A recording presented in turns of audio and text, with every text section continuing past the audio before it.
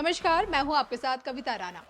देश के प्रधानमंत्री नरेंद्र मोदी जिस ढांचे समाज से ताल्लुक रखते हैं, उसी समाज के बीच से 200 वर्ष पुरानी परंपरा में होने वाली धनी भविष्यवाणी में भविष्य की घटनाओं को लेकर जो कुछ भी इस वक्त संकेत मिले हैं, जिसके तार इन दिनों पीएम मोदी से भी जोड़े जा रहे हैं। भारत पाकिस्तान में आए तनाव के तूफान के बीच सोचिए कि पीएम मोदी पर अब कौन सी एक बड़ी आफत अभी आनी बाकी है। अक्षय तृतीया के मौके पर किया गया धनी भविष्यवाणी में देश का भविष्य आखिरकार क्या कुछ कहता है, इस पर देखिए हमारी ये खास रिपोर्ट। जोधपुर से धनी भविष्यवाणी, 200 साल पुरानी परंपरा, ढांची समाज की आस्था, भारत का भविष्य, देखिए सिर्फ और सिर्फ धर्म ज्ञान पर।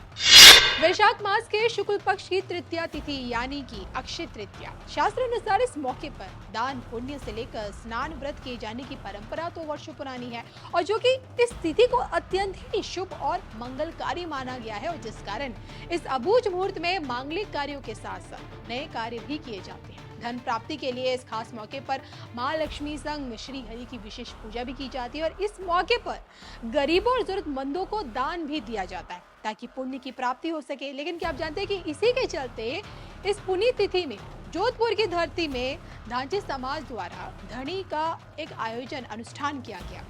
इस वर्ष भी इस अक्षय तृतीया से अगले अक्षय तृतीया तक के समय में होने वाली घटनाओं को जानने के लिए धनी अनुष्ठान किया गया, जिसमें भारत के भविष्य को लेकर सांकेतिक भविष्यवाणियां हुई, और इन्हीं भविष्यवाणियों को अब पीएम मोदी से जोड़ा जा रहा है। अब जब सोचिए कि भारत पाकिस्तान के बीच युद्ध का माहौल है, पीएम मोदी की कूटनीतिक स्ट्राइक से पाकिस्तान में हाहाकार मचा हुआ है, पहलगाम हमले का बदला लिए जाने की मांग उफान पर है, और पाकिस्तान को खुद के टुकड़े में कटने की चिंता सता रही है। तो ऐसे में पीएम मोदी जिस ढांची समाज से आते हैं, वहां से उनके लिए आने वाली कल की भविष्यवाणी जो हुई है वो क्या भयावह है, क्योंकि बीते दिनों अक्षय तृतीया के मौके पर धनी अनुष्ठान आयोजन हुआ, जिसमें स्पष्ट संकेत ना मिलने के कारण किसी बड़े खतरे के कयास अब लगाए जा रहे हैं।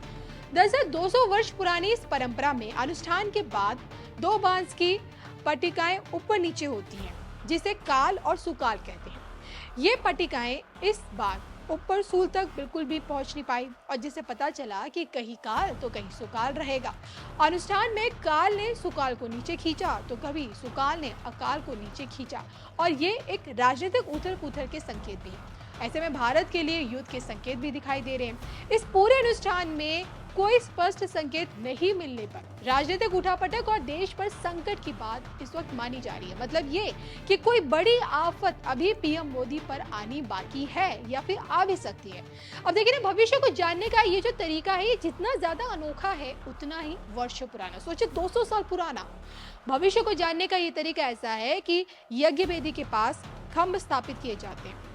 खंभ के आमने सामने दो अबोध बालकों को मंत्रोच्चार से पवित्र कर खड़ा किया जाता है। फिर इन बालकों के हाथ में बांस पट्टिकाएं थमाई जाती हैं। फिर मंत्रोच्चार और यज्ञ भी चलता रहता है। इसी दौरान सुकाल का संकेत देने वाली बांस पट्टिका पर कुमकुम लगाया जाता है। फिर जबकि काल का संकेत देने वाले पर काजल, मंत्रोच्चार व जाप से बालकों में भाव आने से बांस पट्टिकाओं में हलचल होती है।